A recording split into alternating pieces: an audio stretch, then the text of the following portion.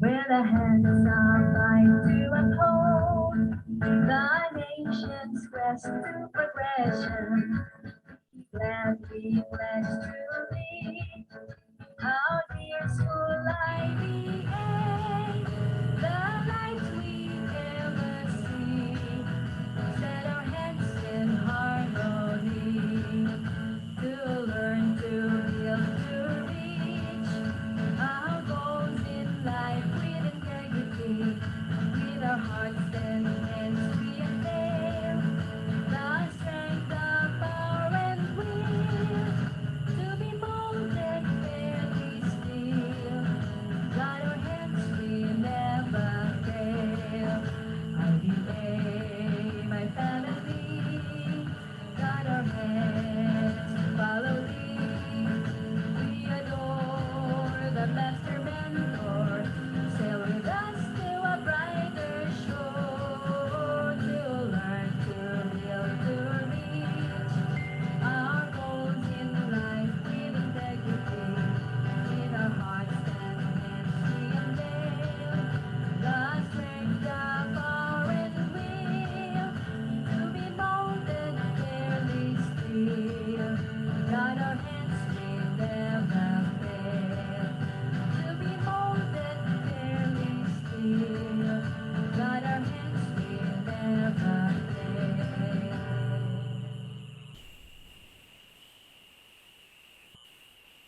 Okay, so we never fail.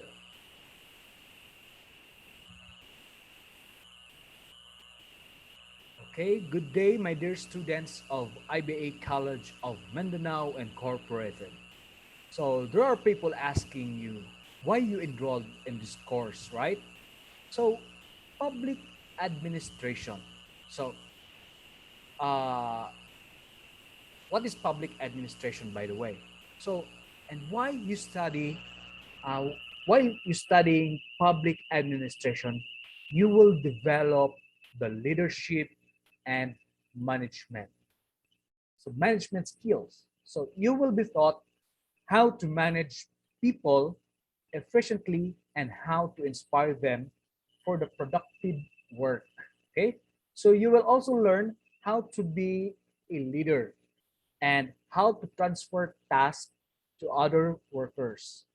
So in my college days, people ask me, why did I choose public administration? My answer is because I want to serve people in terms of public service. About my college education, my course is not easy as public administration student because you need to have a sharp memory, to memorize laws, human behavior difficulties, and psychology and more about government strategies. Because public administration is the implementation to government policy and also an academic discipline that studies this implementation and prepare civil employees for working in the public service. Okay, as public administration as you are, because you are enrolled in this BPA, you as the public student, and of course, there are some students working in the public de- departments and agencies at all levels of government. So this is why you are enrolled in public administration. Okay. So there are lots of explanation. There are lots of answers why you enrolled in this course. Okay. Uh, Today, I would like to discuss to you some of significant and important things in my subjects. Okay, so allow me to share to you my screen. Okay, okay, here you go. So we will discuss about uh, we will be using the post decorb. So you know what is post decorb? So the meaning of post-decor is, this is very important in your course, ha? As public administration student, this is very important. Please take note about this post-decor. Kasi magamit ninyo in the future, and of course, magamit ninyo sa inyong daily life. So we have there the planning, organizing, staffing, directing, coordinating, reporting, and of course, the budgeting. So first, we have here the planning. Okay, let's start about planning. Because our activity, our program is about the compilation of class instructional materials, or what we call the portfolio. Okay, so we have here, okay, we have here, uh, way back school year, or may I say academic year 2017 and 2018. So I initiate this innovation for IBA-CMI, or what we call the IBA College of Mindanao Incorporated, to help not just the school, but also to the incoming students of this institution. So as a result and outcomes of every activity in a semester, I required the students for the compilation of class instructional materials. Why? It's because, firstly, this is to build the student's self-responsibility on the task assigned to him or her. Secondly, this is to prepare the school, which is the IBACM, or the IBA College of Mindanao, for the future ISO accreditation. What is ISO? ISO means International Organization for Standardization. So international, ha? We are aiming for international. We're not just aiming in the Mindanao. We're not just aiming for the nationwide, but we are aiming internationally. Okay. Thirdly, or lastly, uh, not just your assistant program head of public administration, not just your instructor, but as a mentor, to make every student enrolled to be a team player. Okay? Because this project is a teamwork effort. Okay? I, I, I as your mentor will help you to make this portfolio be a successful one. Okay? I am hoping and praying for that, because now, or even before, uh, the school are aiming to become the leading academic and training institution in Mindanao. But I, I am aiming to make IBA College of Mindanao the leading institution nationwide. So that is why, my dear students, I'm I'm keeping myself busy and studying to gain more learnings, experiences, practices, and others to share, not just in my alma mater, but also to all of you. I am a kind of instructor who 80% sharpens my students' experiences, skills, and abilities, and only 20% basing my philosophy of teaching skills to a book. Okay? That is why I'm encouraging you, even if you ask my previous learners, my previous students, they learned a lot from this. If you can see on the BPA group page, if member na mo, majority of the graduating students in the Department of Public Administration, they really miss to work with this one of a kind activity or program, which is the portfolio making. As you can see, gasigi pagyapon sila og interact, communicate through the BPA page kay makamingaw ni nga trabaho, because every semester, every time that naka-upgrade ang learnings and innovations in preparing this kind of activity. Okay? So now, please allow me to introduce it how it's done. Okay, so allow me. Okay, way back 2018 ha. Uh, this is the example on 2018. So only sample lang ni ha on PA12 subject PA12 public personal administration. We have here the portfolio of the PA12 students. And 2019, we have here the human behavior and organization. And on 2020, we also have here the trends and issues in public administration. So this are the examples. So sa PA12 lang nila examples sa 2018, but sa tanan subjects way back 2018, 2019, and 2020, nag-comply tanan ng ako ang subjects. Okay? So how about in 2021? Are we ready to make one? Are we ready to give our expertise to the schools, to the students, and are we ready to be a team player? Okay? Of course, we should be ready because we are public administrators. Okay? So next, we are done for the planning. Now, let's go to organizing. So let's organize. Let's organize this kind of activity. How to prepare. Okay? This is the example of 2020 ha. Di na ako ma-recover ang mga pictures sa akong 2018 and 2020 because last 2020 nag-change to phone because nawala. So this is the example of 2020. We have there, akong example kanina is the trends and issues in public administrations, which you can see on the picture. But daghan sila.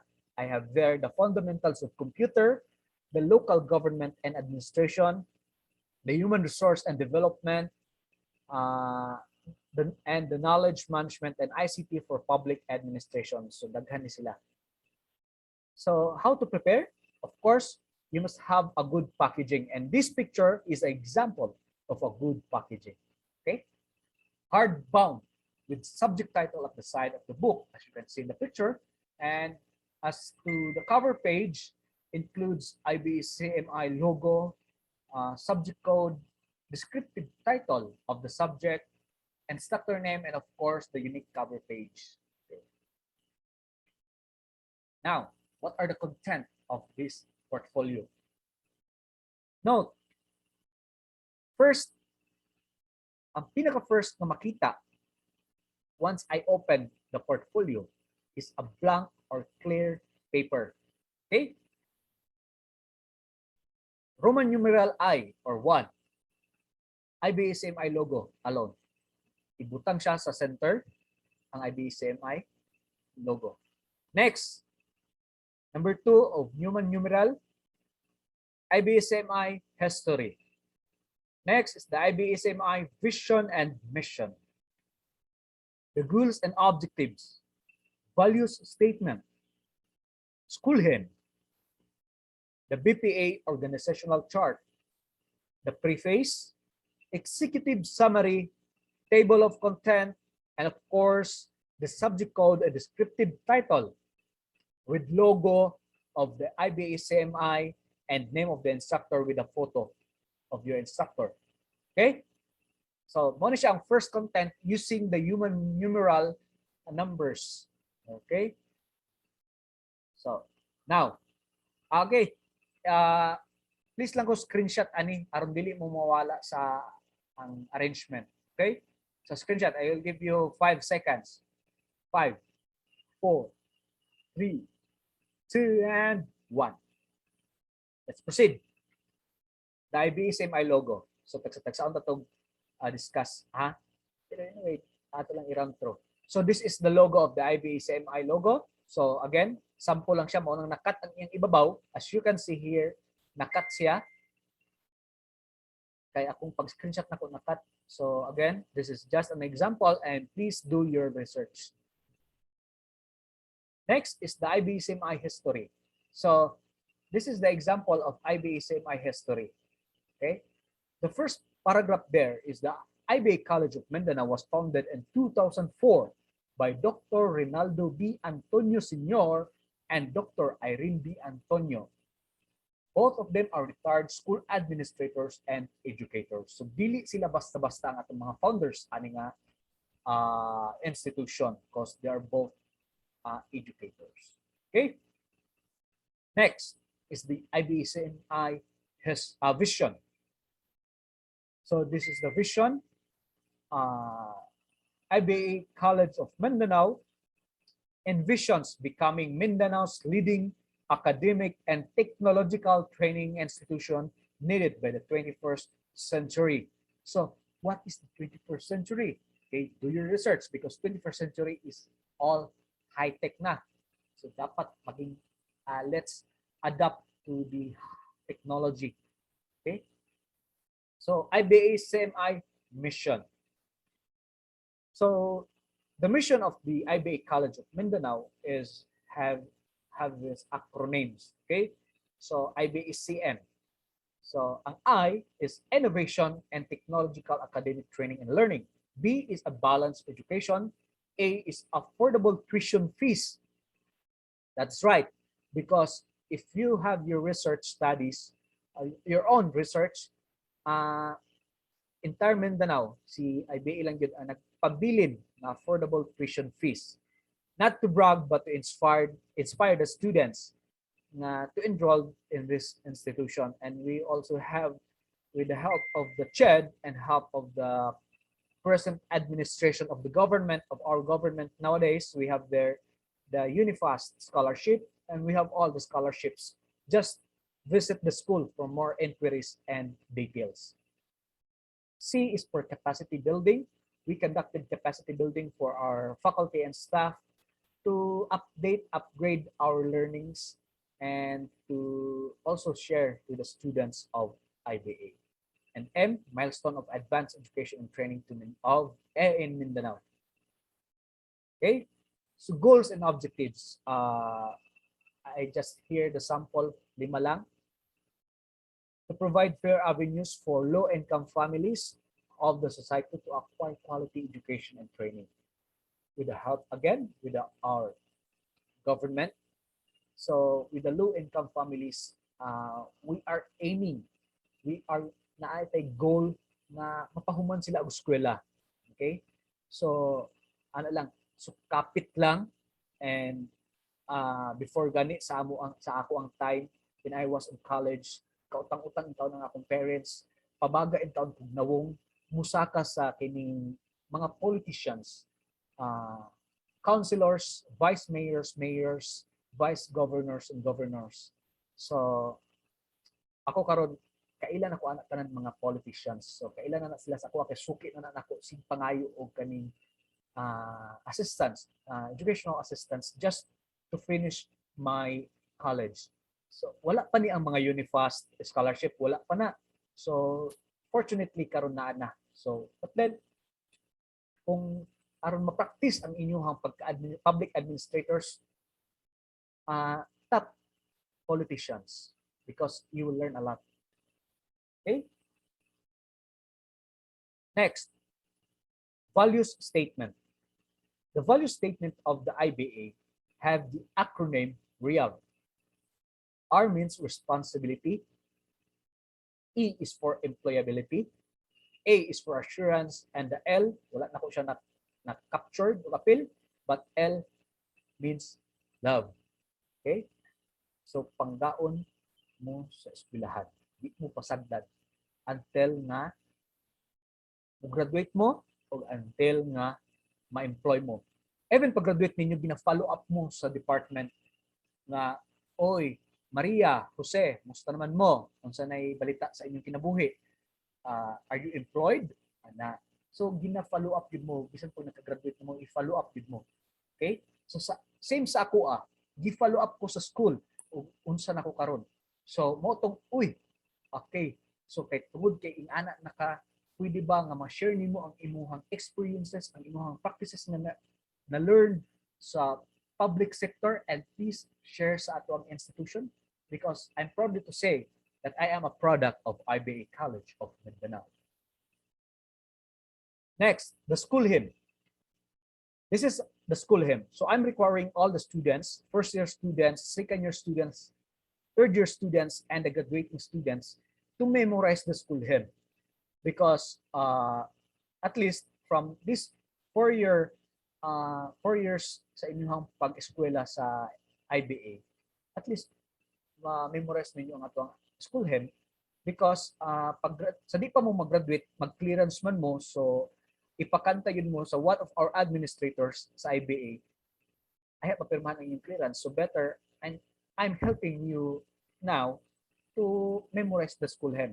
And one of my activity, isa sa akong activity, every subject you have to make your selfie video singing the school hymn. I don't care if yabag mo or tsada yung tingog. Basta kay ma-memorize ninyo ang inyong school hymn. And I'm requiring you to sing the school hymn blindfold. Naka-blindfold mo. I will not accept video nga wala mo naka-blindfold. Okay? Because the tendency, because of the high technology, basahon na ninyo. Because, bitaw, please memorize school hymn, okay? So I'm requiring all the students under sa AKUA as part of the final examination to memorize the school hymn, sing the school hymn, okay? Mas tsada mong ginang feel ninyo ang inyong ginakanta na naka-blindfold mo, okay? Next, the IBA organizational chart. So this is the example of IBA organizational chart. We have there at the top our school president of IBA College of Mindanao Incorporated, Sir Renanto B. Antonio. And next is our Vice President for Academic Affairs, Ma'am Munyin Lelef B. Antonio. And next is our Program Head of the Department of Public Administration, Judito C. Mansuito. And next is the Assistant Program Head, yours truly. And we have also there our partners and sharing our experiences, knowledge, and etc. For public administration, Dr. Rinaldo B. Antonio, Miss Jenny B. Portillas, and Miss Agnes N. Escudero. So the people of the organizational chart of public administration is dili basta-basta. Okay? Si Sir Judito C. Mansuito is the previous planning officer or the administrative officer 5 of the province of Bukidnon. Nag-retired na siya and nagtudlo siya diri just to share his knowledge sa mga estudyante. So di basta-basta si Sir Mansuito. And I, as the assistant program head, I'm also connected at DepEd as the human resource officer, and also Dr. Danilo Montejo. He's currently the human resource management officer of the Mulug LGU. And Miss Jenny B. Portillas, she is currently the manager of one of the private sector, the Stronghold Insurance Company. And of course, familiar na mo ka Ma'am Agnes Escudero. She is the candidate of last election candidacy for a senator. So, di ba, dili basta-basta ang ato ang mga instructor. So, with this, you will learn a lot. I assure you 110%. You will learn a lot from this.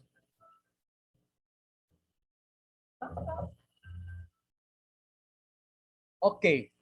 I forgot to mention that my presentation has an advertisement about TokTok. So we have here download TokTok delivery app using the referral code PPS 1409027. Okay, nasa advertisement.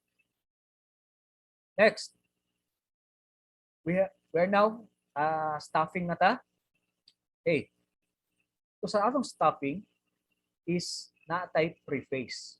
So ang preface is isa pod ni siya sa requirements for the portfolio. So example here is in this portfolio, we, the Knowledge Management and ICT for Public Administration, established this kind of portfolio with the initiative of our instructors so that we could share all the experiences, blah, blah, blah. So giputol ko lang niya kaya aron dili inyo makopya, aron makabuhat mo sa inyong unique preface. Okay? Mas tsada ang lahi na preface kaysa anang copy and paste because we have different and unique talents, unique any visions on how we could uh, say our thoughts sa atong experiences and preparing and making this portfolio. So again, as stopping is in the line, so ang magbuhat sa preface no other than your section leader. But not just the section leader, you have as a member and a section leader, dapat mag-coordinate mo. Okay? Mag-coordinate mo. And the leader, pag ang buhaton sa leader ani kay siya may magbuhat sa preface is just a draft. Ang approval is ang member. Okay? If okay ang mga members, kay sometimes naay mga members nga grabe ka utukan. Okay? So that is why as a good leader, you have to lay down all your cards kay just a captain in a boat. Lay down all your cards, your plans kay tendency if you attack without the knowledge of the members kay na basin ang inyong members is taga dito ana nga isla and then you attack frontally then naaday mga litag diya sa front. So ang tendency is naay taga dito sa isla, tuyok lang mo and then attack ana. So dapat dili nimo suluhon ang plano. Okay? Next, executive summary. So sa executive summary, this is just also a sample. So as a public administration student, we have many opportunities to showcase our talents and expand our horizons. As IBA students, we learn the basics of public administration and human resource and development. This is the mo siyang gibuhat pod sa akong students under human resource and development. So nagbuhat sila og executive summary and ang in charge to make a draft is ang section vice leader. So same with the leaders, lay down all your cards, etc. Okay?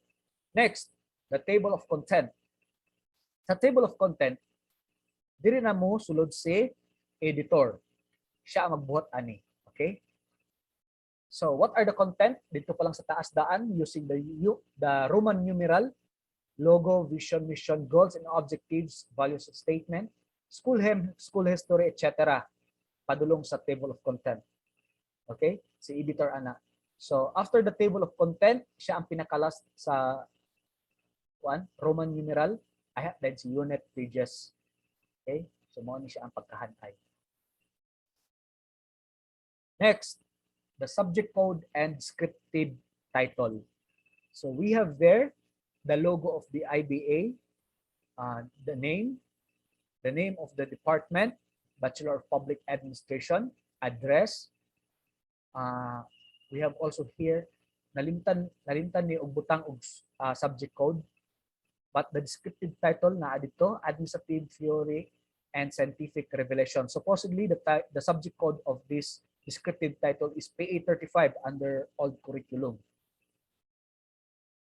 So now, what are the content next to the Roman numeral preparation? So please take note. Number 1 there is course guide. Ay, sa balik ko ha. Okay, these are the table of contents. As you can see, dito, ubos sa unit, na dito ang course guide as page number 1. Okay, number 1, page 1 is course guide. Page 2, the module with student names. So we have the format to follow. So naa sa page naka-post ang atong format sa module. Okay? Third is individual picture while answering the module. And fourth, we have the class activity.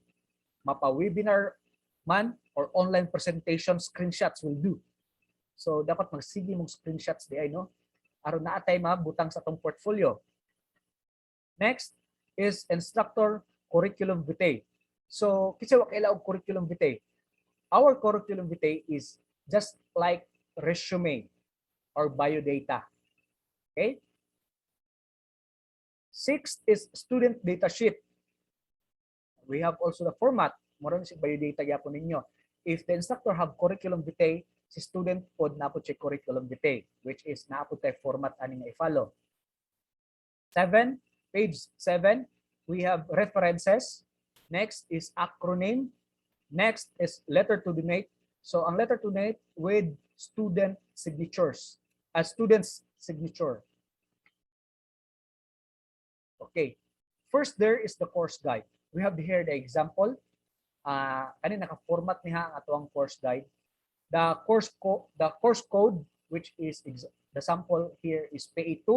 PA2 title is Public Personal Administration. Below is the course description and course content. Ang course content naka-table na siya. Next is the module. The module here is the sample of PA1, Introduction to Public Administration. Next is individual photo. So while answering the module, mag-capture mo, magpa-picture mo. So example here is a girl, a girl student who are kamulo siya nag-attend sa ilahang webinar sessions, webinar meetings sa ilahang subject. Next is a student mother. So naadere na iyang mga anak nagtapad sa iyaha. So while answering the module, so advanced learning na sa iyang mga anak. So posible ani ang iyang anak ani public administrators. So sada pud nga imong ibang anak magsinamok, tudluan sa anak. Next is nag-answer na ang usa ka estudyante sa udtong tutok kanang electric fan. Next, okay. So while nang negosyo na maligya og face shield, nag-answer sa module. So ing ana ang usa ka estudyante nga porsigido mo human og eskwela. So because lahi pa gyud diferensya kaayo ang makahuman tag eskwela o dili ta kahuman og eskwela. And if you are now working with the government, for example, you are now a administrative aid 1, permanent position permanent position. You are now an administrative aid 1. So, diya ka kataman, you will not be promoted, mark my word, you will not be promoted. Gawas kung as a civil service, muhatag siya og items from administrative aid 2 to 6 na dili magkinahanglan og kining eligibility o dili magkinahanglan og kining baccalaureate degree. Pwede. But what if ang inyong local government unit wala ana nga posisyon? So diya ra ka pirmi. So better muhuman kag eskwela and then pass the civil service exam, then you will get promoted. Tuloy-tuloy na. Okay? Okay, next. Class activity. So every class activity, padiha karon, I am now presenting this class activity. So pwede ninyo i-screenshot and then i-print, i-attach na to sa atong portfolio. Ana lang siya. Next, instructor curriculum vitae. So this is the example of curriculum vitae. So I have my picture there. First is my personal background, name, date of birth, etc. Second is my educational background, sa ko ng eskwela. Third is my professional background. So ana mura siya biodata. Next, student data sheet. So sa inyo as students, we have there the logo, the name of the school, the department, but you have to put a one-by-one picture with white background. So student data sheet dapat encoded. Please ayaw lang po siya i-handwritten. Kaya pangit po kaya tanawon mag-handwritten mo niya itong himong libro. Himong na itong libro. Okay? So if dili mo kabalo mag-encode, ask assistant from your classmates na maayo mo encode. Naana. So ask assistance from them. Okay? Aron encoded ang ato ang student data sheet. Next, references. Okay, this is just an example of references nga nakuha nako sa internet. But if magbuhat na mo sa inyong portfolio, please use APA format. APA format. Okay? Kaya mas presentable siya when making the book. Mas presentable siya. This is just an sample. This is just an example of references. Okay? Next, acronym. Acronym is trabaho gyapon siya sa editor. So, for example, RNP. RNP means Richard Mansueto Portillas, dili. RMP is Risk Management Professional. So sa inyong book, if you will encounter such names like Administrative Board, so EB ang iyahang acronym ana, but take note ang inyong ipangbuhatan o acronym is katong mga importante lang gyud nga mga words. So kinahanglan mo ro inyong buhatan o acronyms kay kung buhatan niyo tanan na taas kaayo. So I'm requiring you just one page of acronym. Okay? Next, directing. Now, directing, you have to make letter to donate. Dito na siya sa last part sa inyong portfolio na ibutang. So this is the example of letter to donate. Magbutang tagamay nga letter. For example, we the students of PA12, PA12 is an old curriculum of public personnel administration. So we have there, we, the students of PA12, under our instructor Richard Lay Portillas, felt the need of reading and review materials in public administration. As PA12 students, donate this book to the school library through the librarian, Ms. Loisa G. Mansueto, on this 8th day of August 2020. We humbly affix our signature below. Thank you. So, you, all the students of, for example, Section I of PA1, for example, tanan nakabutang ang inyong ngalan diya. And then, sa next, kaning blank line, diha i-affix ang inyong signature. And sa second nga blank line, diha din ang inyong date. Ang date kung kanus amo nagpirma. Okay?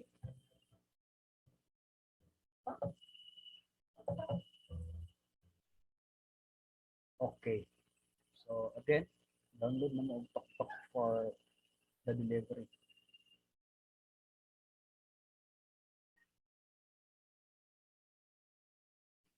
Next. Okay. So as you can see in the picture, kinahanglan din mo mag-coordinate. Okay? So from time to time, coordinate. From time to time, coordinate. Ana lang. You need to coordinate. We have here the election of section officers. We are done with that. So on the position, we have there the section leader, section vice leader, editor, and treasurer. So the task of a section leader is to lead the team. For example, section I, to lead the team I and make the preface of the group. But you make it as a draft. Okay? Kinahanglan siya approval sa inyong members if okay na. Okay? Ayaw suluha because this is a teamwork effort. Okay. Section vice leader. Your task is to assist your lead and act as the lead in the absence of your leader and make the executive summary for the group. So same sa section leader, dapat mag-ask ka o permissions sa members if okay na ba ang imong gibuhat nga executive summary. And then ang editor, your task is to check, arrange, and validate the group documents, activities, and projects before the submissions. So part sa imong checking ang mga words nga naa dito nga buhatan na nimo og acronym, part pod sa imong task is to make the table of content. Okay? And then the last position is treasurer. Your task is to collect and remind your group for the fees if there is. Okay? Okay, next. We have here the post the corb. So R na ta, reporting. Now, reporting, we have the deadlines. When we will submit the reports or the portfolio. So, sa student nga deadline, you have there November 7, 2021. So, dapat masubmit na ninyo ang inyong mga output on November 7, 2021 in soft copy. Okay? I-soft copy ninyo. Ang size ana is please take note, kaya wala na ako napil sa slides in this presentation. Please take note that the size of the paper is A4. Again, E4. Ang font size is 12. Font size 12. Ang font style is Old Bookman style. Ang iyang mga margin is 1 inch right and left. And ang spacing din niya is 1.15. 1.15. Okay?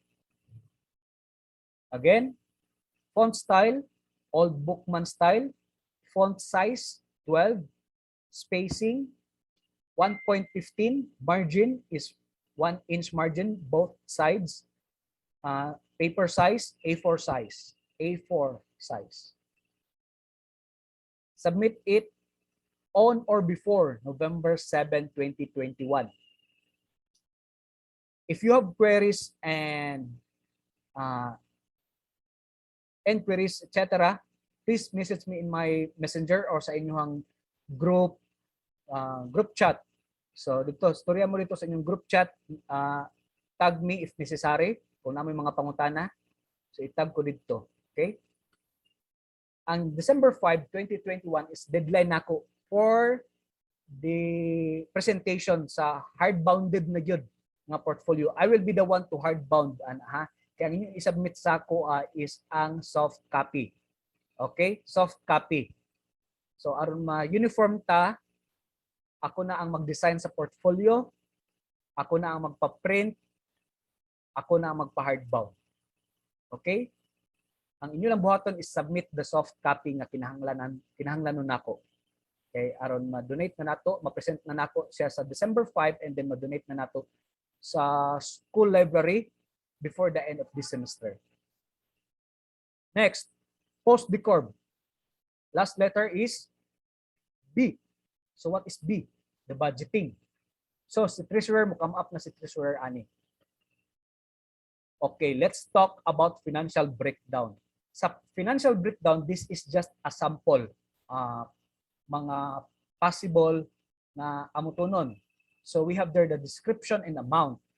So sa hardbound is amounting to 450. Okay? The side title printing is 75 katong sa book, katong diri sa kilid sa book. So ang pagpa-printing dito is 75 pesos. Sa cover page design and printing is 12 pesos. Sa colored printing is 5 pesos. And sa black and white printing is 1 peso. So please take note if, for example, in every section na ay 50 students. So sa usa ka section na ay 50 students. So if there are total amount of 1,241 na budgetanan, nagkantidad tibali, for example, nagkantidad ang atong portfolio og 1,241. Sample lang niya nga amount. So if nagkantidad ang ato ang portfolio og 1,241, so ang contribution matag estudyante sa usa ka section if there are 50 students is 24.82. So ang 1,241 gi-divide into 50 students. So ang inyong contribution matag estudyante is 24.82. But there are students na dili nagapangayo og sukli. So atong i-round off into 25. So 25 ra ang inyong amuton sa amount nga 1,241. But depende na sa kabag-on sa inyong portfolio. Okay? So ang kanang 1,241 nga nakita ninyo sa inyong screen is just a sample. Tentative computation lang na siya. Magdepende na sa kabag-on sa inyong portfolio. Okay? So next, I think that would be all. So again, I am Richard Lay M. Portillas, the licensed professional teacher and the Master of Public Administration, your college instructor of IBA College of Mindanao Incorporated, and as well as the BPA Assistant Program Head of the Department of Public Administration, saying thank you and keep safe. But before that, we are talking about teamwork kaganina, right? So, how important teamwork is all about? Okay? How important it is. So, si uh, teamwork teaches essential communication and social skills, di ba? So, kinahanglan yun ta mag-teamwork and preparing this kind of activity or the portfolio because such as active listening and effective speaking. So, teamwork teaches the students, you as the students, how to respectfully and confident express your ideas and opinions effectively in a group setting. So, coordinate ta, teamwork ta. And with that, nakig-coordinate mo, nakig-mingle mo, i-involve mo sa preparation sa portfolio making, then you are confident nga ma-express nimo ang imong ideas and opinions because sometimes ang good ideas came from the very silent person or individual. So it's important for the students to recognize that speaking is not the same as talking. Okay? Because we have here what we call the incredible benefits of teamwork. So number one there is teamwork improves productivity. So while we are having this teamwork, gaka-improve ang imong productivity as you yourself. And of course, there are greater synergy. It also increase innovations. Malay na to, with this innovation that I have presented, napakay idea na innovation nga, sir, how about if atong dungagan ani? So, something like that, di ba? So, maglihok na ang imuhang critical thinking, di ba? So maglihok na siya and then ma-develop na siya so mag-improve, mag-improve ka. Okay? And then you will engage to your co-students. And this will really help you na mo-enhance ang imong flexibility. So malay mo sa akong subject palang daan na enhance ng imong pagka-flexible person. So, ang uban ng mga modules sa uban subjects, dali na lang kayo sa imo because of teamwork. Okay? And also, you can overcome certain obstacles. Di na ka makasagap ng mga negative aura. So, you have to give positive. Okay? Ayaw paminaw ang mga negative na I'm sure na students or imong classmate nga hay kapuya daghan na pud kayo module, hay kapuya nagdugang-dugang na pud niya ang portfolio. If you will adapt imo nang capture ang iyang pagka-negative, then your immune system will decrease. Once your immune system will decrease, then there are possible na ma-COVID ka. Why? Because baba ang immune system, dali ka matakdan sa sakit. Imbes nga wala ka nagsakit, gifeel nimo nga, wala siya nagkuha na po siya. So, na-stress ka. So, once distress ka, we have two kinds of stress, distress and eustress. If distress ka, then, magsakit ka. Once nga magsakit ka, do you think fever, cold, cough lang na? COVID na at this time. So, better not to read negative or fake news sa social media sa imong Facebook. Erase that one. Think positive. Pag TikTok, i-boost ang immune system. Boost your immune system to avoid sickness, illness. Okay? And as teamwork, maka-boost na sa immune system. Daghan kag ma-earn, daghan kag ma-develop ang mga skills na gitago sa imong kaugalingon. Okay? Of course, it will improve service levels. Karon, okay pa ka, taod-taod, gisapot na ka. So sa teamwork palang daan, daghan kag ma-enhance ang kaugalingon. And of course, you will gain fresh perspectives from your co-students.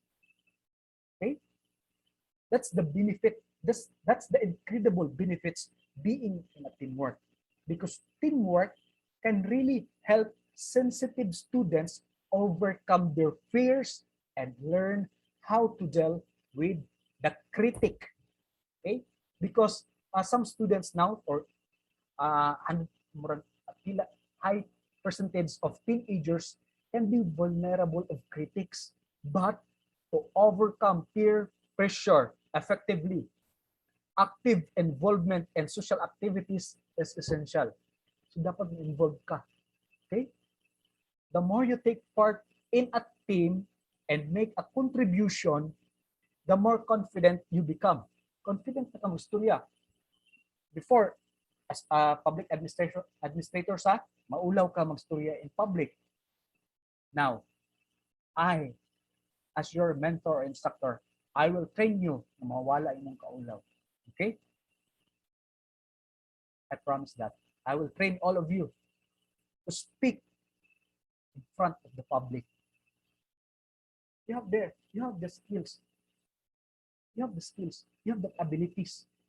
What I want to help is ako na siyang ukawon. Okay? Practice. Sa mirror, practice. Practice. Istoryahin mo bulingon sa amin. And then if you are scared, maadlo ka, purog ka to speak in public, butang piso ang imuhang kumagko sa imuhang tiil. Mawala imong kapulba. That's the first thing I do. Ako ilawon kay ko before. But because of the help of my team, nagsipag uban sa mga tabian ng mga tao, you will enhance your skills and abilities. You have that abilities. The only thing is pukawon siya, pukawon. And I'm here to help you. Okay? So, again, my topic is done. So, thank you so much and mabuhay. Keep safe, my dear students. Keep safe. So, again, the deadline is on November 7, 2021 because my deadline sa inyo is on December 5, 2021. Let's hit the target because we are public administrators and we have the team to help us to cope up with the deadlines as early as November 7, much better because I will give additional points for those team na early to submit. Okay? So this activity and this program about the compilation of class instructional materials, not just to help you, but to help the school and to help the incoming students of IBA College of Mindanao.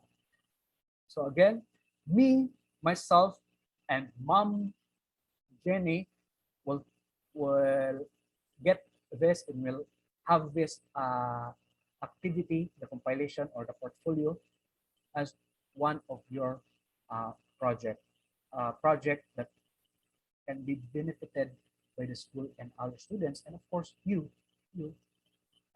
As you can see, if you will become second year, third year, fourth year, you visit the school library. You will have there the work of the previous students. So thank you so much and God bless.